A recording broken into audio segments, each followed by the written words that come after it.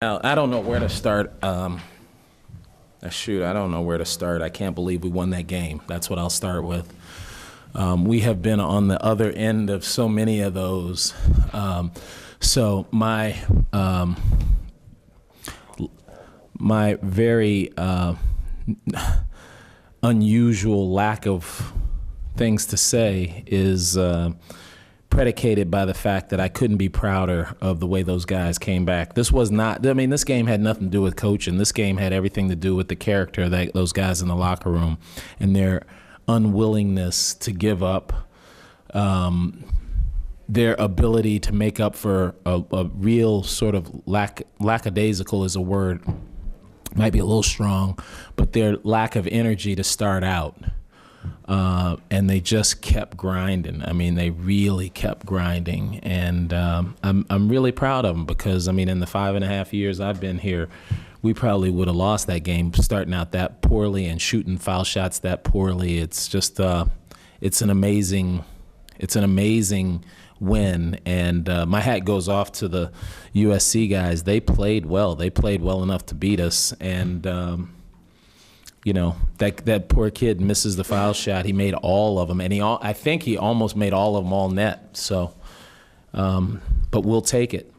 So with that, I'll open it up for questions. Coach, seems like you guys were pretty determined in the overtime period to get the ball to Roberto. Can you kind of talk about what was said before OT picked up? No, well, yeah, I shouldn't say no. We were just trying to get the ball inside, and Roberto took it upon himself to just try and will us to victory. We did run a couple of plays for him, but we tried to run a couple of other plays because every play they were so keyed on him that he was having a tough time. But in the overtime, once we got to overtime, we just wanted to defend. We thought if we defended, we'll end up scoring or we'll get fouled. We'll get to the foul line. And our defense was just terrific, sort of from 8 or 9 minutes in regulation on out to the end of the game. That was the kind of man-to-man we needed to be playing at the beginning of the game.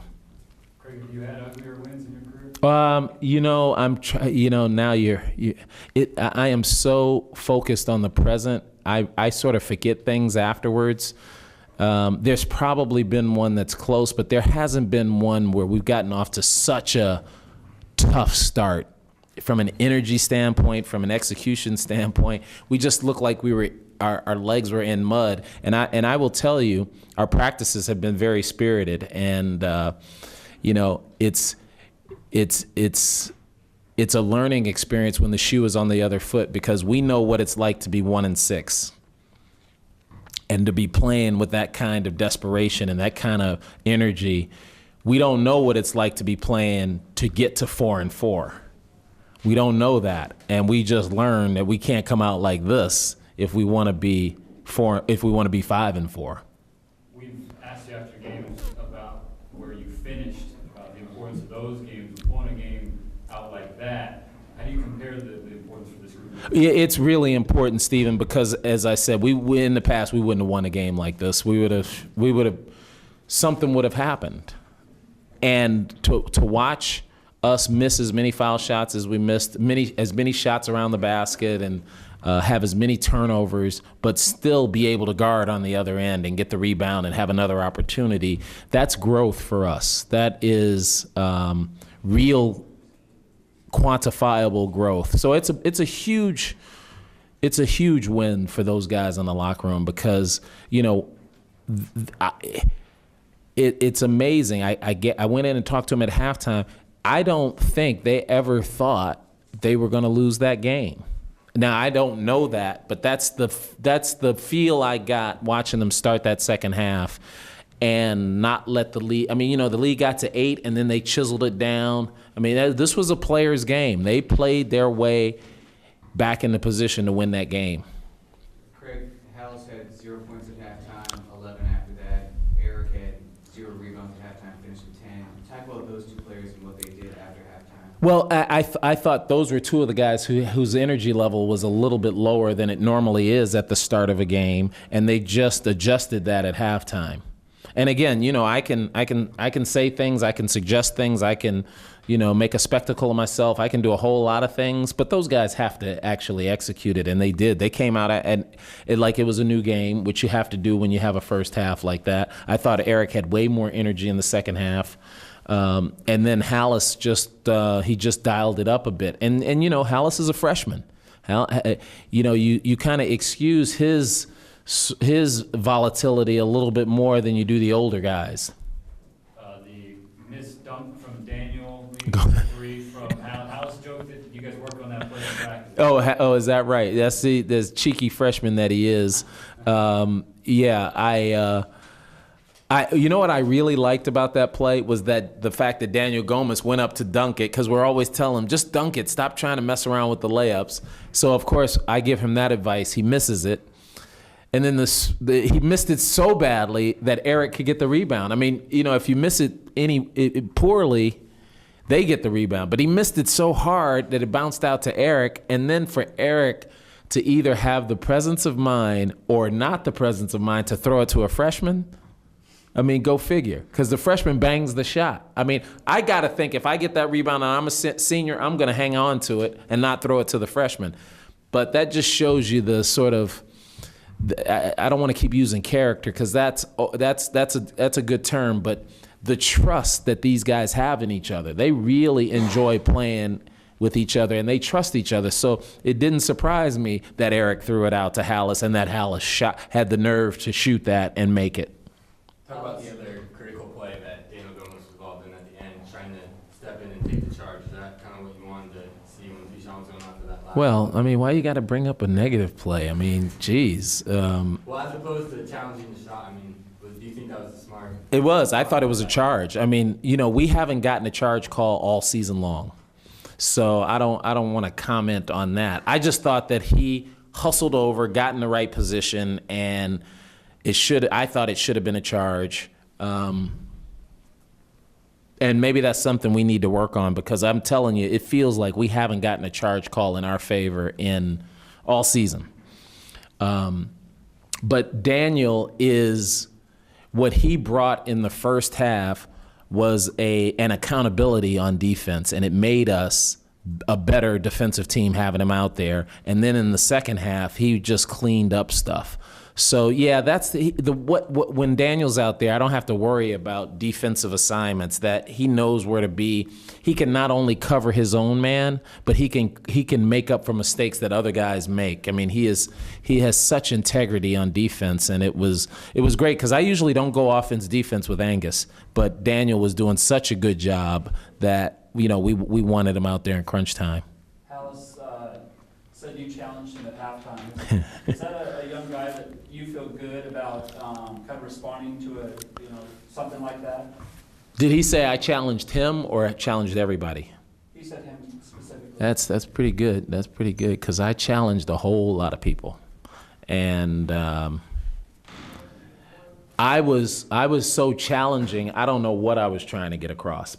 Put it that way. I mean, I was really upset with the start of the first half, and so I probably did challenge him because I felt like I was challenging everybody. And I think Hallis is the kind of guy, he rises to that because he feels like he should be a guy who should be doing more than what he did in the first half. So I'm glad he came away with that with a positive feel, because it doesn't happen often, because if it happens too much, it's not effective. But it's interesting that he felt like he got challenged there. That's a good sign. I mean, sometimes he's so mature beyond his years, and then other times he comes down and tries to juke a guy and carries the ball at a key time, and I'm like furious with him. And then at yet another time he bangs that three. What are you gonna do? Is it possible to quantify the difference between 4 and 4 and 3 and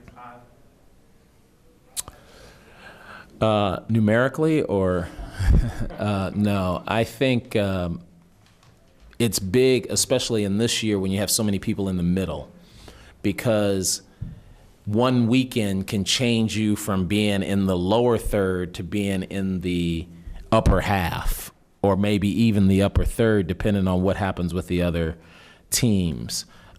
So you can look at it from that standpoint. You also have to look at it from the standpoint, and this is new for us, that this late in the season, we've never been this relevant. I guess I'm hoping that's the right way to put it. I mean,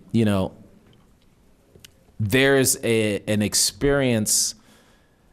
There's an experiential component to being where we are, so it's a little dangerous. It might be the reason why we came out so sluggish. We're not used to having to be energetic at this point in the season. I don't know. I don't know if you can tell that from the stats. I don't know if you can tell it from the tape. I'm just trying to figure it out.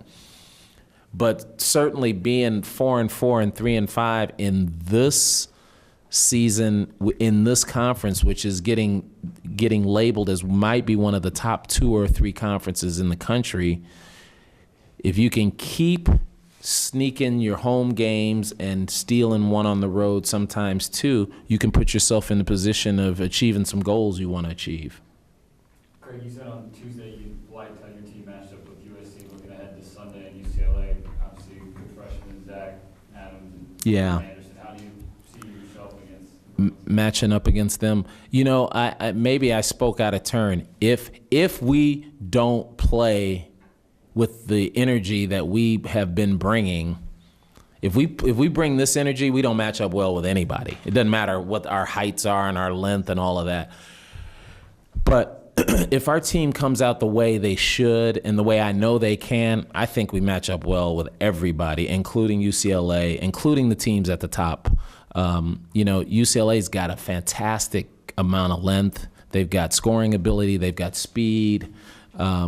But I think we have those things too. And if we can bring it to the table like we need to, then it makes it tough for them. So I think we match up okay with them. UCLA being a top 25 caliber team, and you guys being 4-4 trying to get to 5-4, would you say it's easily going to be the most important home game you guys have played in your era Yeah, that's a good, Grady, that's a good look. I hadn't even thought of that. I'm so focused on each game and looking at the game, and because of the way the season has gone, every game has been the most important game. Every game. I mean, when we played Colorado, that was the most important because it was the first game. Then you go to Utah. Since we lost that first game, we needed to win the second one. That made that the most important game. Then the next game became even more important because we were 0-2. Jump ahead to right now. This game is the most important game that we've ever had, I think. Yes. That this season sort of trumps all the other seasons because, as I said, we're relevant this late in the game, never have been. And if we keep on the pace that we're on, each game makes the next game not a harder game, but a more important game. Craig, you're familiar with the St. Anthony's program. On Sunday, a few guys coming from there, Hallis and Kyle Anderson, they're very close. Yeah. Are you excited to kind of see those? It's kind of weird that they're playing in a Pac-12 game in Oregon, given where they've come from. It would be weird if I didn't know how the AAU thing works. I mean, that whole AAU thing exposes kids to all kinds of parts of the country that they wouldn't normally venture out to, and television, and the fact that we like recruiting all over and that we have to recruit all over based on who else is in our league, it doesn't surprise me from that standpoint. And yeah, Hallis and Kyle are really good friends. Kyle's a terrific kid. Both of them look up to Devon, because he was the first one to come out here. So it's going to be a nice little reunion for them. But I can tell you what, knowing what I know about Kyle, I don't know him as well as I know Hallis, and knowing Hallis and Devon, they're going to get their little what's ups in, and then they're going to try and rip each other's eyeballs out, which is the way it should be.